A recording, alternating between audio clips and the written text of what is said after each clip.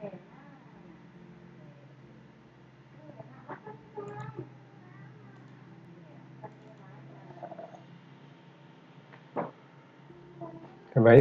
selamat siang. Assalamualaikum warahmatullahi wabarakatuh. Kita akan melanjutkan mata kuliah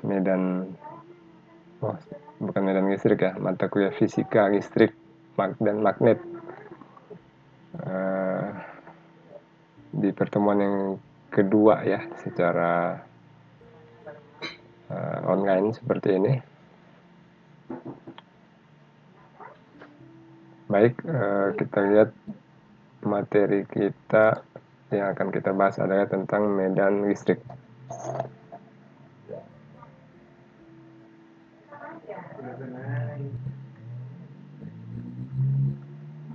Oke ya.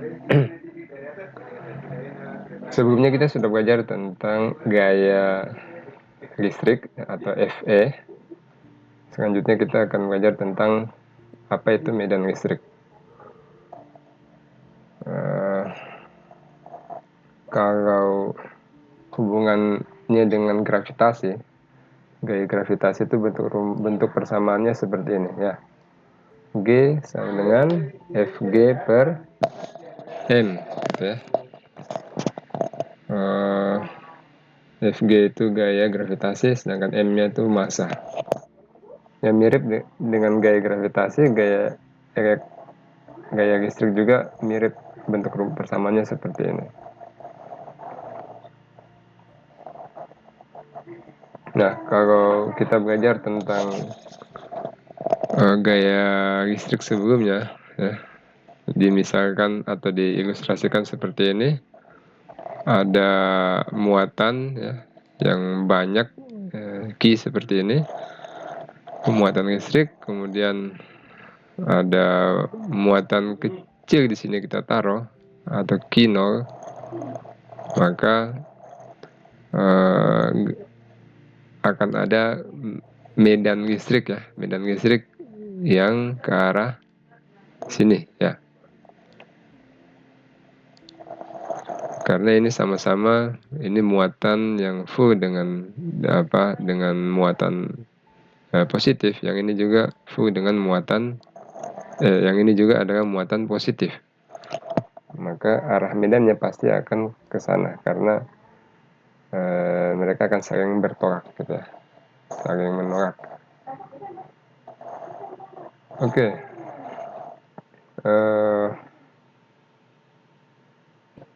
Nah, medan listrik itu bentuk persamaannya seperti ini.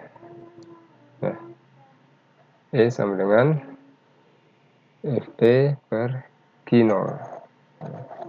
Di mana Fe ini adalah gaya listrik, Q0 ini adalah yang ini, muatan yang diuji seperti ini.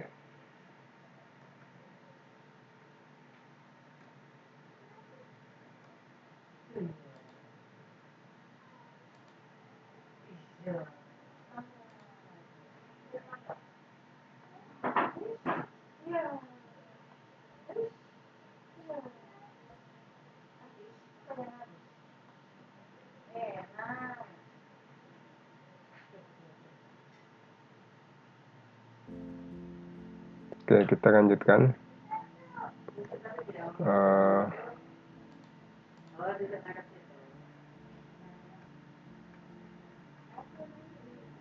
Tadi ya, E ini adalah medan listrik, F ini adalah gaya listrik ya. Q0-nya ini adalah muatan ini. Nah, di sini kalau kita rubah, yang dicari adalah Fe, maka bentuk persamaannya adalah Fe sama dengan Q kali E gitu ya. Gaya listrik sama dengan muatan yang diuji, yang dites, yang ditaruh di sini untuk mengetes, itu dikali dengan besarnya medan listrik ya.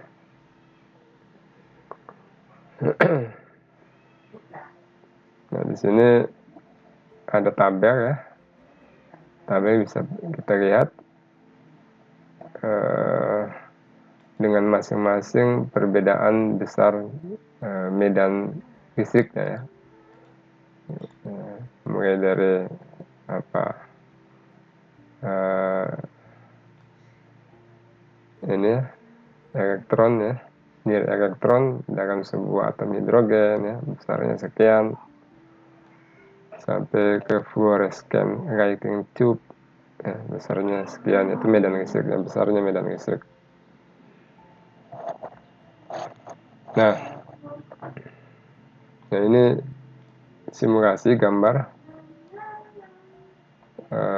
ketika Q nolnya itu kecil, maka dia tidak akan berpengaruh menarik muatan-muatan yang ada pada material yang lebih besar seperti ini. Tapi kalau Q nolnya itu jauh lebih besar dari Q nol, maka dia bisa menarik muatan-muatan negatif yang ada pada material yang di sini.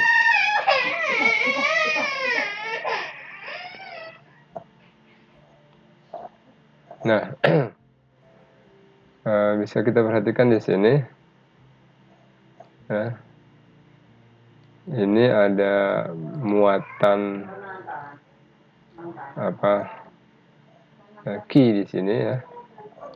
Kemudian ada muatan Q nol di sini yang beri tanda huruf P seperti ini. Di sini plus ya, di sini juga Q nolnya yang sebagai pengetesnya itu juga plus, maka gayanya akan ke arah sini, gayanya ke arah sini dengan jarak R ya, antara Q dan Q nol R, dan ini adalah vektor ya, unit vektor dari muatan Q. Ini kalau misalkan ya muatannya itu kita hilangkan ya, dia bentuknya menjadi seperti ini. Maksudnya bukan dihilangkan secara mutlak dihilangkan, tapi ini hanya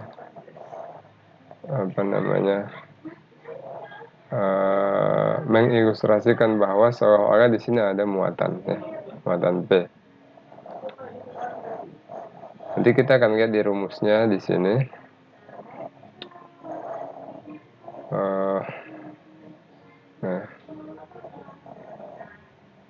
Nah ini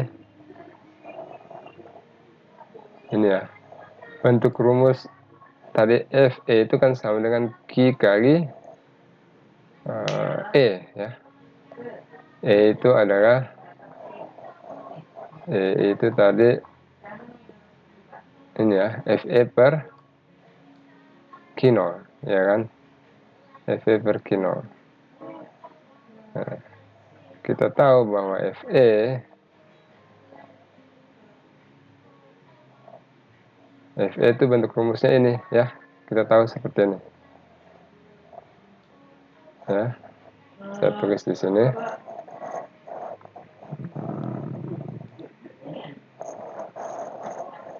Nah ini ya, kita tahu seperti ini bentuk persamaan gaya listrik. Nah kalau tadi kalau kita ingin mencari nilai E itu adalah sama dengan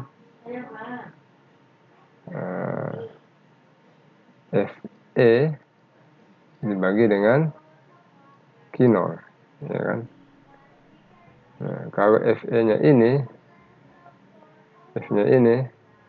ya dibagi dengan Q nol, maka yang tersisa ya, ini ketika ini dibagi dengan Q nol, maka yang tersisa adalah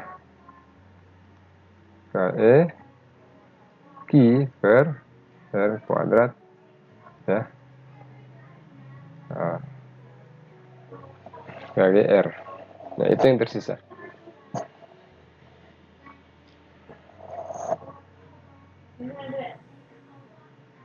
Ya. Ini adalah bentuk persamaan dari medan listrik ya. Nah, di sini kalian bisa lihat ya, bentuknya menjadi seperti ini. Ya kan? Sama ya. Nah, Q ini adalah Q yang muatan di sini ya. Muatan yang di sini. Ya. Kalau dia minus, maka arah medannya adalah masuk ke dalam. Ya, ini. Ini kalau dengan muatan, kalau ini dengan tanpa muatan, masuk ke dalam. Ya. Kenapa tanpa muatan? Ya tadi, karena Q0-nya itu kan tadi dibagi ya. Fe-nya itu kan ini. Dibagi dengan Q0, maka hilang kan Q0-nya. Sisa hanya ada seperti ini. Jadi bisa dituliskan sama halnya seperti ini. Seolah-olah ada muatan di sini, tapi sebenarnya tidak ada.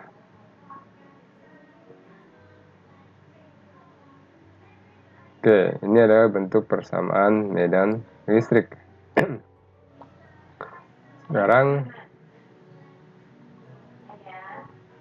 kalau bentuknya adalah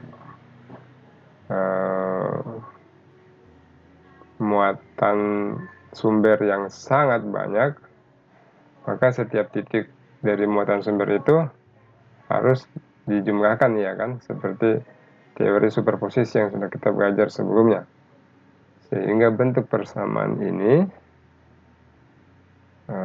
menjadi seperti ini. Nah, ini. Jadi seperti ini. Medan listrik sama dengan ini. Konstanta Coulomb ya dikali dengan jumlah dari QI per RI kuadrat ya, kali RI. I di sini ya mulai dari titik muatan yang satu, yang kedua, ketiga dan seterusnya. Itu dijumlahkan. Jadi berapapun banyaknya sumber muatan di situ itu dijumlahkan. Kemudian dikali dengan KE, maka itu hasilnya medan yang ada pada jarak tertentu ya, pada jarak R ya.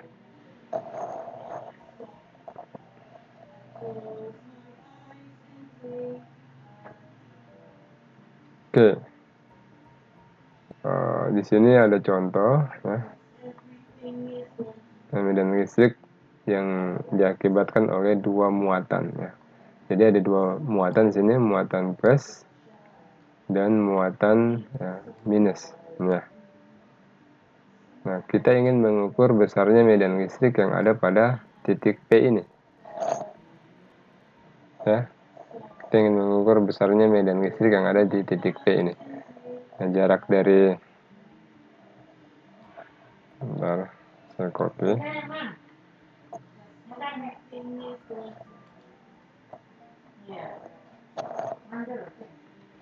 Nah, jarak ya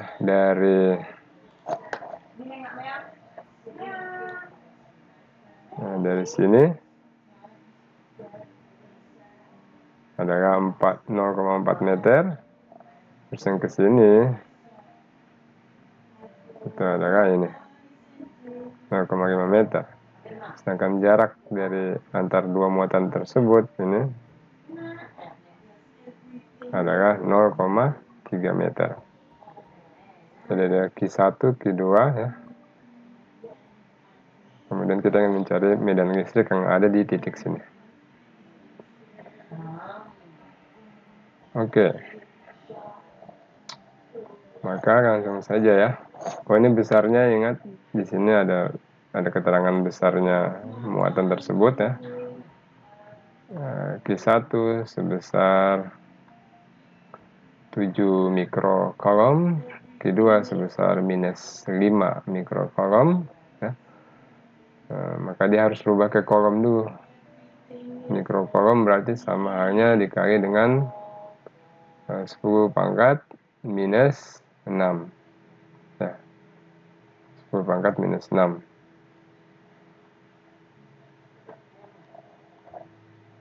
Nah, makanya di sini langkah pertama yang harus kita lakukan adalah kita mencari nilai ini E1 dan E2, magnitudnya, besarnya, berapa sih besarnya medan listrik ya yang ada arah E1 ini, yang ada di arah E1 ini, yang ini ke arah ke atas ya, dan yang ke arah E2 yang ke sini ya.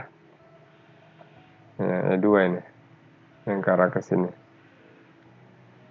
Nah, itu kita ingin cari besarnya, baru nanti dijumlahkan ini. Ini dijumlahkan berapa hasilnya.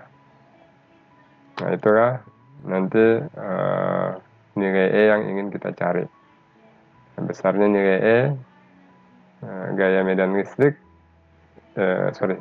besarnya medan listrik itu nanti kita akan ketahui. Nah, di sini E1 ya, E1 kita pakai bentuk persamaan umumnya ini ya. Kalau E1 berarti dia hanya berhubungan dengan sumbu Y ya, E1 ini ya. E1 ini hanya berhubungan dengan sumbu Y. Sedangkan kalau yang E2 berarti kan ada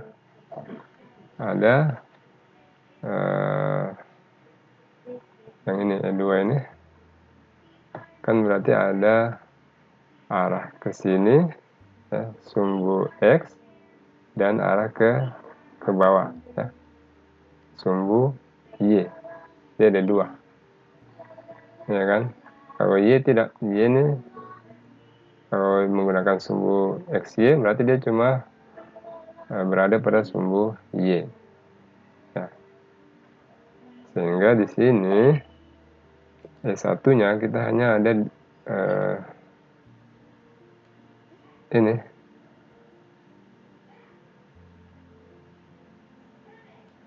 hanya ada bentuk persamaan seperti ini.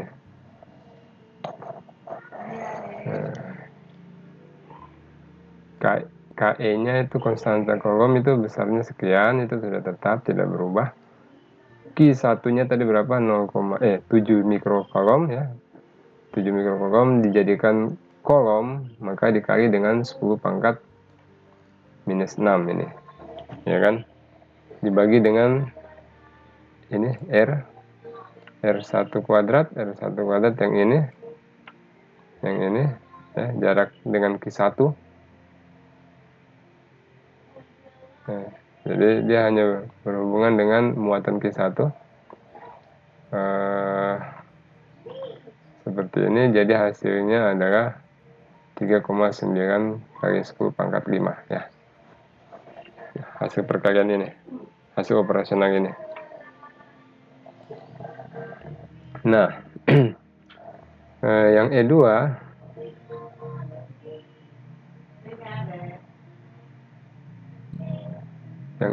ini maka dia berhubungan dengan ini Q2 ya. Jadi E2 ini akibat dari Q2 ya kan. Jadi medan listrik yang ada arah E2 ini karena dia minus, makanya dia tertarik ke sini ya. Medan listriknya tertarik ke sini karena dia minus. Kalau dia plus yang ini, maka arah medan listriknya ke arah berlawanan ya kan. Nah E2 bentuk rumusnya ini ya. Dia hanya berhubungan dengan Q2 yang ini. Nah, dioperasionalkan ya, konstanta listriknya tetap ya sama. Kemudian Q2 nya adalah ya ini, untuk rubah ke kolom maka dikali dengan 10 pangkat minus 6. Jaraknya adalah 0,5 meter ini. Jaraknya di sini 0,5 meter. Hasilnya adalah sekian ya, 1,8 kali 10 pangkat 5. Oke, itu adalah besarnya magnitud ya, besaran magnitudnya dari medan listrik E1 dan E2 ya. Oke, nah sekarang kita ingin mencari besarnya vektor. Ingat tadi itu magnitud. Nah sekarang kita ingin mencari besarnya vektor ya. Jadi kalau kita bahas medan listrik, tidak terlepas dari namanya vektor. Nah, ini vektor E1 ya. Vektor E1 dia hanya memiliki komponen sumbu Y ya. Ini dia hanya memiliki komponen sumbu Y. Tetapi untuk vektor E2 ya, seperti yang tadi saya sampaikan, dia memiliki dua komponen ya, ada X ya, ada X untuk vektor yang E2 ini ya kan, berarti ada X di sini ke sini dan ada Y ke bawah ke sini ya kan. Nah, sehingga kita butuh mencari nilai unit vektor E2 itu ya masing-masing, baik yang di sumbu X maupun yang sumbu Y.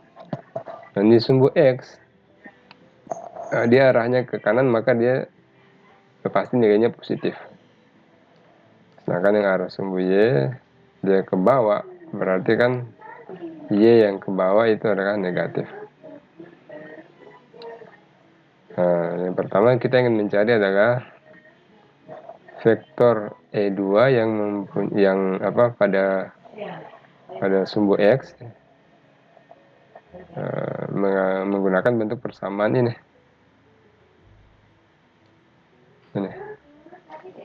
E2 cos theta.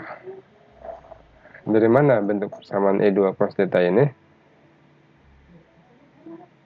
Kalian bisa lihat di sini. Nah,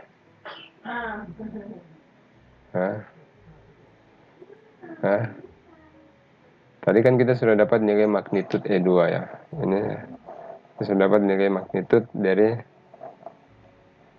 E2 ya.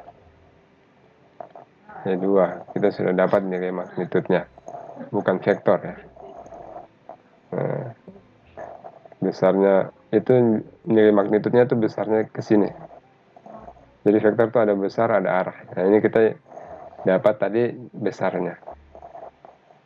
Nah, kemudian yang ingin kita cari unit vektor yang ke arah sumbu X di sini. Ini yang ingin kita cari. Maka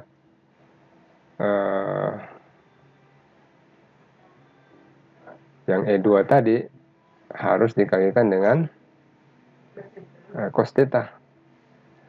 Karena kalau dalam bentuk rumus Pythagoras kan kita tahu bahwa cos theta itu sama dengan, kalau cos theta yang ini ya, cos theta yang ini, maka yang kita ingin cari adalah ini. Katakanlah ini A, ini B, maka di sini A per B, ya kan? Cos theta sama dengan A per B. Kalau sin theta itu berarti kalau di sini C, maka C per B. Nah, B-nya itu adalah tadi ini, E2 ini. Itu adalah B-nya. Oke. Nah, sehingga kita tahu ya, berarti kalau B-nya itu adalah E2, berarti kan cos theta sama dengan A dibagi dengan E2, atau A sama dengan E2 dikali dengan cos theta. Nah, A-nya tadi yang ini ya. yang ke sini, atau yang tadi yang kita sedang cari, yaitu unit vektor ini vektor E2 ya. Yang ingin kita mencari vektor E2 pada komponen X ya. Vektor E2 pada komponen X, atau bisa kita tuliskan E2X gitu ya.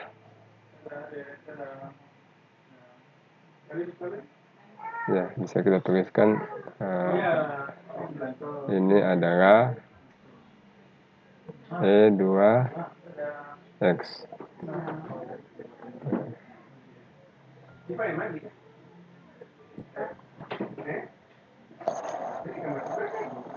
Nah, selanjutnya E2 ini, ini kan kita sama dengan tetap sama ya, E2 cos theta. Nah, E2 ini dia tetap E2. Nah, cos theta-nya itu adalah, kalian lihat di sini, cos theta-nya berarti cos theta berarti A per B tadi ya. Ini A per B. A-nya di sini berapa, B-nya berapa? Kita belum tahu. Tapi kita punya rasio ya. Kalian perhatikan di sini adalah bentuk apa namanya? Di sini adalah bentuk segitiga yang ini tegak lurus di sini ya. Di sini tegak lurus. Nah, kemudian besarnya di sini kan 0,3 ya, yang ini. Ini 0,3. Kemudian yang ke atas itu 0,4. Nah, ini persis rasionya sama dengan yang di sini. Sini. Berarti yang di atas ini adalah 3, bisa kita tulis 3 ya. Di sini ada 3, kemudian yang di miring, sisi miring ini adalah ini 0,5 dan 0,3 itu rasionya sama saja dengan kita tulis 3 dan 5. Jadi 3 per 5 itu sama saja 0,5 per 0,3, itu sama. Terbalik, 0,3 dan 0,5. Nah,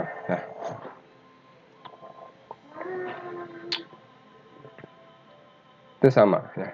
Jadi sifat segitiga ya, sifat segitiga yang seperti ini, jadi besarnya segitiga yang seperti ini, dia pasti ya ke sini ya, dia pasti sama dengan ke sini ya kan, ya rasionya pasti sama. Dia sampai ke sini juga ya tetap rasionya akan sama, asal ini tegak lurus. Nah, ini tegak lurus, maka rasionya akan tetap sama dengan segitiga yang ini. Nah, sehingga di sini bisa ditulis E2 dikali berapa tadi? 3 per 5 ya. 3 per 5.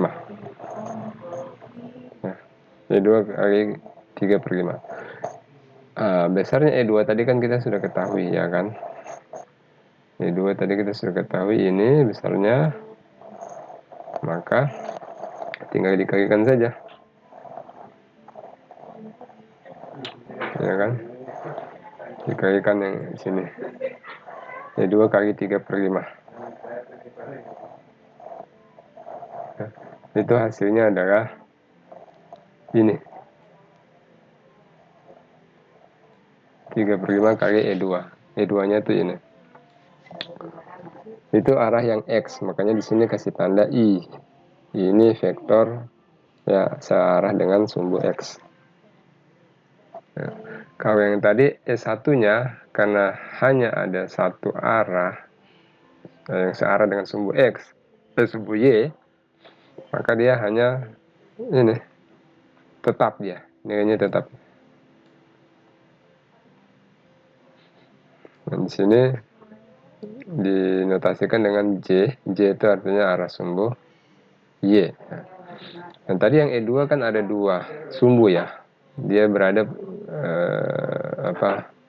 ditentukan oleh dari sumbu X dan Y. Kalau E1 hanya ditentukan oleh sumbu Y. Maka yang J-nya ini kita perlu cari adalah bentuk persamaannya seperti ini. Nah, ini yang tadi saya tuliskan di sini. Ya, sin theta sama dengan C per B. Ya. C-nya itu yang bagian depan ini. Artinya ini, C-nya itu yang ini. Ini. 4 ya, C-nya 4. Maka di sini dituliskan menjadi E 2Y sama dengan berarti E2 dikali sin theta atau sama dengan E2 dikali minus ya, karena arahnya ke bawah. Nah, ini juga minus. Nah, ini minus, ini juga minus. E2 dikali dengan 4/5. Nah ini 4/5 minus kali E2. E2 nya ini tadi akan dikali dengan minus 4/5, hasilnya adalah minus 1,4 kali 10 pangkat 5. Nah itu, jadi kita sudah dapatkan vektor ya. Vektor yang sebenarnya itu adalah unit vektor dari arah medan ini. Jadi kita sudah dapatkan unit vektor medan ya, medan E ya, yaitu E1 dan E2. Nah, untuk mendapatkan E-nya berarti ini berlaku superposisi ya. Jadi medan listrik yang diakibatkan oleh Q1 yaitu E1 ini ditambah dengan medan listrik yang diakibatkan oleh Q2 nah, ditambah, jadi E1 tambah E2 ini, maka hasilnya adalah ini hasilnya seperti ini. Ini adalah bentuk vektor ya. Dari mana? I-nya kan ini ya, I-nya tetap ya, arah X-nya tetap. Nah, J-nya itu yang kita jumlahkan ini karena dia sama, ini J, ini juga J. Nah, itu dijumlahkan. 3,9 dikurang dengan 1,4. Nah, ini hasilnya 2,5. Ya. Oke, itu adalah besarnya medan listrik ya, akibat pengaruh dua muatan listrik ini. Oke, selanjutnya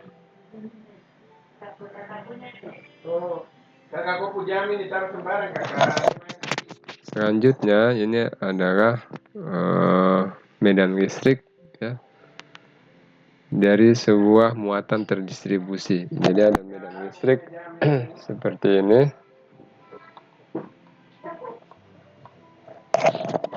Ada medan listrik ya seperti ini.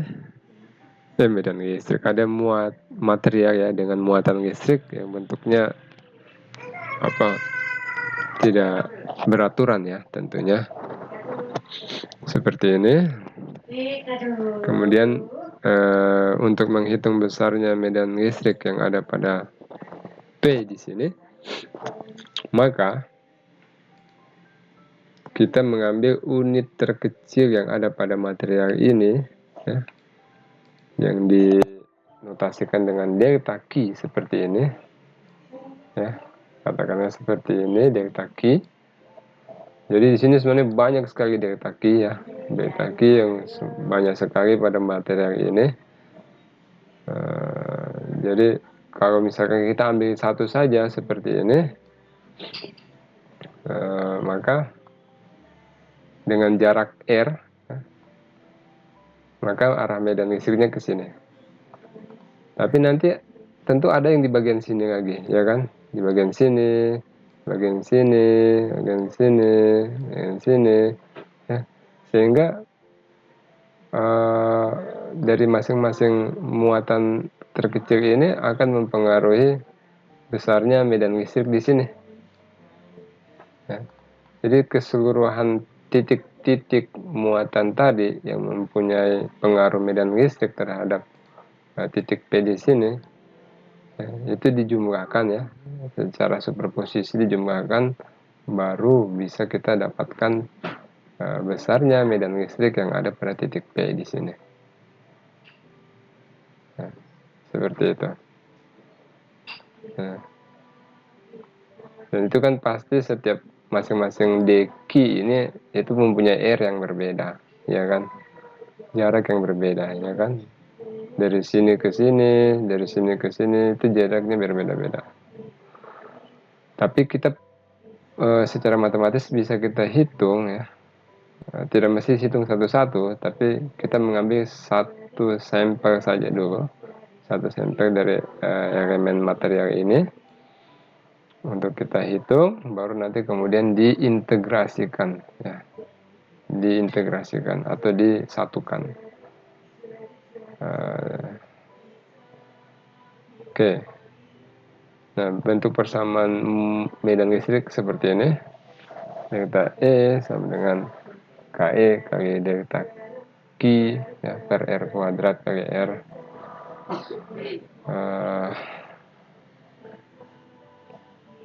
Kemudian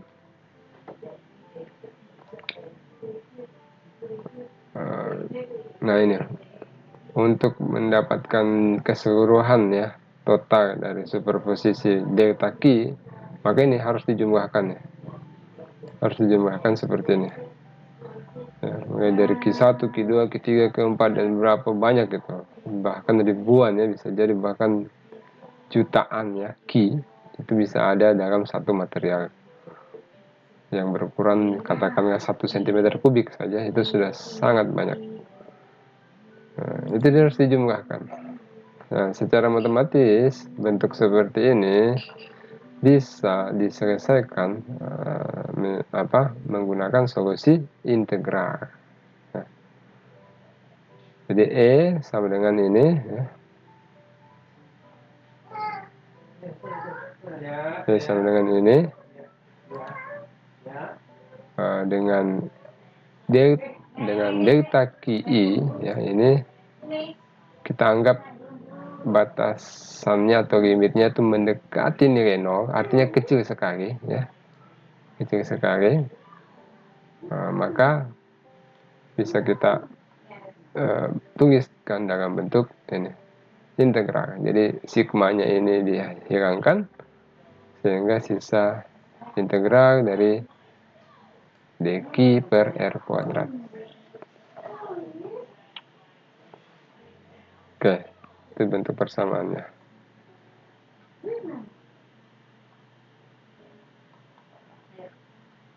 Nah, kemudian di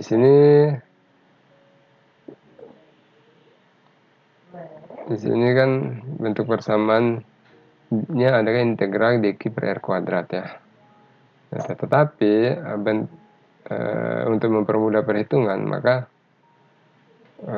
kita dalam fisika itu dibagi dalam dq-nya ini dibagi dalam 3 bentuk, ya, 3 bentuk material, ya.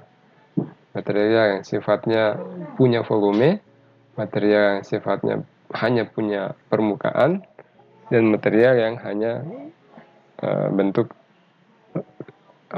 seperti kawat. kawat. Jadi deki itu ada densitasnya muatan, densitas muatan untuk yang volume itu bentuk persamaannya ini apa ini rho ya, ini rho ya, tulisannya tuh kayak gini ya, ini adalah rho ya, bersama dengan Q ya, besarnya ini muatan dibagi dengan volume, itu densitas muatan pada volume. Sedang, satuannya adalah kolom per meter kubik. Kemudian untuk yang densitas muatan untuk permukaan ini tau ya, tau ya, disimbolkan dengan tau atau sama dengan Q per A, muatan per A itu luas ya, luasnya permukaan tersebut. Nah, satuannya ini kolom per meter persegi karena hanya luas. Kemudian untuk yang kawat ya, yang kawat itu lambda ya, dinotasikan dengan lambda atau sama dengan Q per R ya. R-nya ini adalah panjang kawat tersebut. Nah, satuannya adalah kolom per meter ya. Oke, sehingga di kita tadi kalau untuk volume ya, dituliskan dalam bentuk seperti ini. Kalau dalam bentuk luas dituliskan dalam bentuk ini, dq-nya itu. Dan bentuk panjang ya dituliskan dalam bentuk dq sama dengan lambda kali lambda dr ya. Oke. Itu kemudian sini kita langsung saja melihat ada contohnya di sini. Nah, di sini bisa kalian perhatikan ada bentuk kawat ya. Ini kawat ya. Kawat ya, yang panjangnya adalah R. Ini. Kemudian di sini kita ingin mengukur besarnya medan listrik yang ada pada titik ini. Nah, dengan jarak ujung kawat itu adalah jaraknya dengan ujung kawat adalah A. Nah, karena ini adalah kawat, maka dq-nya itu adalah lambda dx ya. Lambda dx artinya lambda ini tadi densitas muatan. Nah, dx itu adalah ini dx itu ini unit terkecil ya, yang ada pada kawat tersebut ya, dx. Jadi densitasnya dikali dengan dx. Nah, bagaimana cara mendapatkan besarnya medan listrik di sini dari kawat ini? Nah, ini adalah bentuk persamaannya ya. DE sama dengan KE dq per x kuadrat. Nah, dq-nya itu adalah lambda dx. Atau KE kali lambda dx per x kuadrat. Nah, ini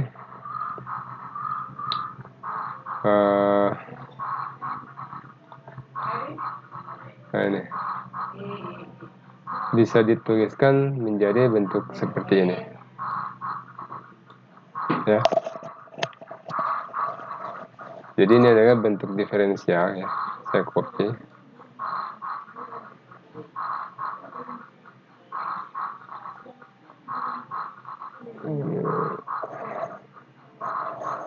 Nah, ini adalah diferensial E ya, sama dengan KE kali dq per x kuadrat ya, atau lambda dx per x kuadrat. Nah, kemudian kenapa bisa menjadi integral? Karena ini D-nya pindah ya. Aduh.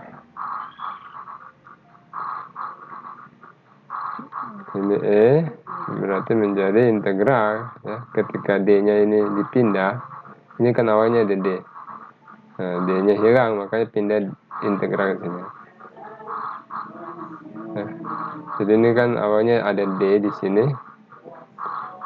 Nah, begitu D-nya ini hilang di sini, ya kan, maka di sini pindah integral. Nah, jadi E sama dengan integral dari KE ini tidak bisa diintegralkan karena konstanta. Nah, yang berhubungan dengan integral di sini adalah lambda dx per x kuadrat. Oke, jadi bentuknya seperti ini. Nah, integralnya itu kalian lihat di sini.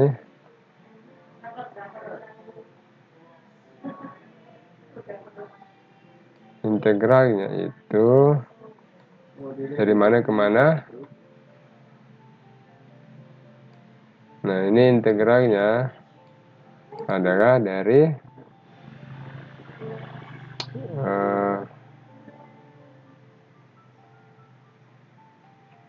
A sini, dari A dari sini,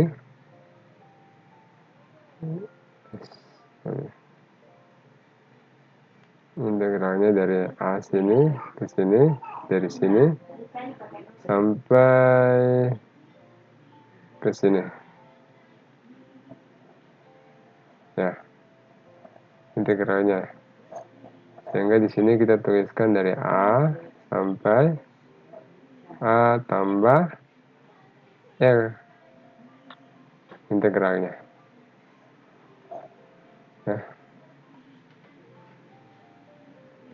Nah, seperti ini. Dari A ke R tambah A atau A tambah R. Ya.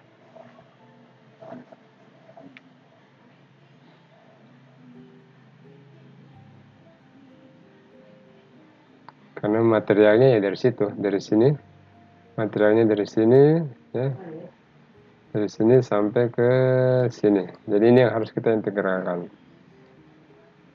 Seperti tadi kalau superposisi kan kita tambahkan satu-satu elemen kan. Tapi kalau diintegral kita tinggal mengintegralkan dengan cara seperti ini. Oke, terus nah ini matematis tinggal diintegralkan ya. Jadi lambda keluar karena tidak berpengaruh dengan x ya. Yang sisa di sini hanya ada x ya. Dx per x kuadrat. Integral dari dx per x kuadrat itu adalah ini minus 1 per x.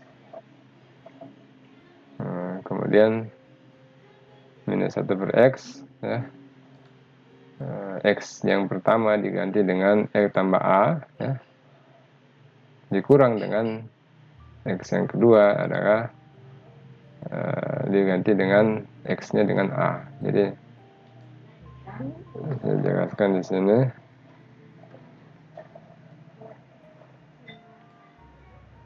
Nah, di sini ya, kalian perhatikan.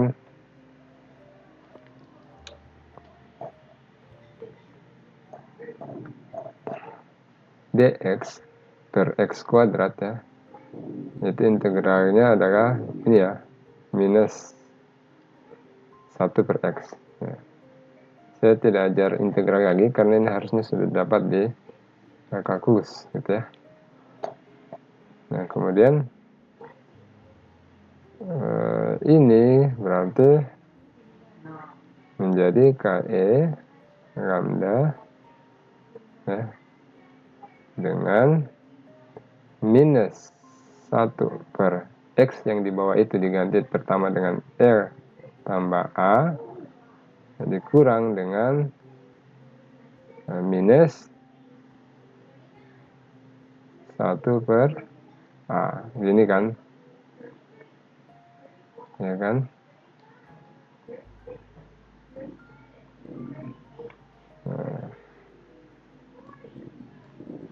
Kemudian selanjutnya artinya ini berarti menjadi plus ya kan, yang ini menjadi plus, plus seper A gitu ya. Jadi misalkan KE lambda sini menjadi seper A ya, kurang dengan seper A tambah E kali E tambah A. Nah, bentuknya menjadi seperti ini, atau sama dengan di sini ini bisa menjadi seper A kurang seper E tambah A itu adalah berapa matematis ya, berarti tinggal E per KE lambda tinggal E per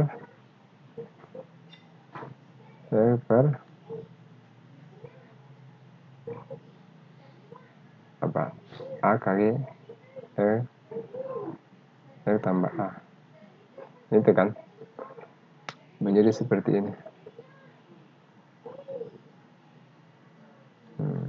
Menjadi seperti ini. Nah sini KE kali Q ya, Q nya itu adalah ini tadi, Q nya itu adalah ini lambda dikali dengan L, itu adalah Q nya.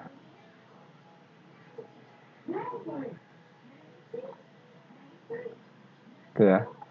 Jadi di sini kalau kita lihat bentuk persamaan ini, kalau A-nya itu sangat besar ya dari nilai L-nya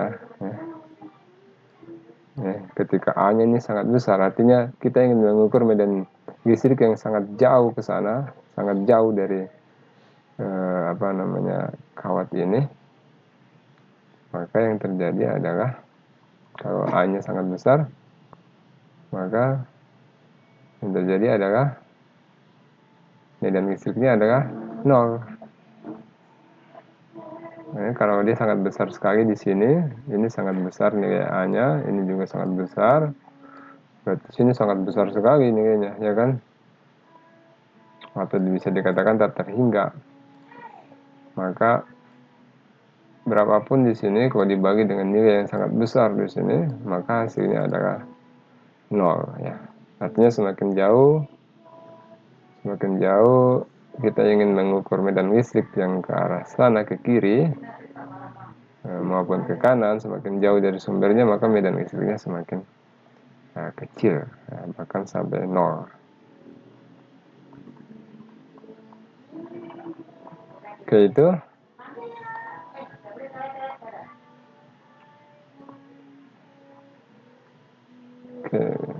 saya kira contoh berikutnya nanti kita akan bahas ya di video selanjutnya ya. Ini kita akan bahas nanti di video selanjutnya. Nah, untuk video kali ini mungkin kita cukupkan sampai di sini. Terima kasih. Selamat siang ya. Assalamualaikum warahmatullahi wabarakatuh.